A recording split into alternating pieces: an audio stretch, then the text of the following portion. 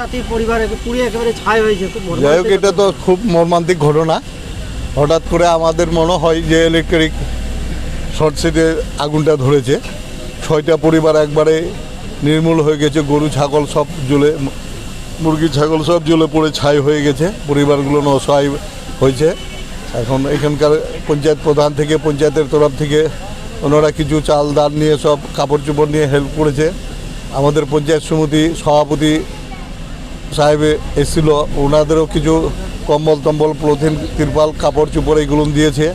আমরাও কিছু কাপড় চোপড় নিয়ে এসেছি এবং আমরা যত তাড়াতাড়ি এখানকার আমাদের মেম্বার সহ, প্রধান সহ, এখানকার লিডারশিপ সবাই এরা একটা কালেকশনও করছে।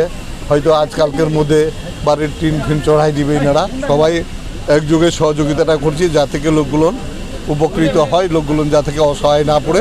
এটা সব এখানকার লিডাররা আমাদের উদ্যোগ নিয়েছে, আমরাও ওনাদের সঙ্গে সহযোগিতা করছি।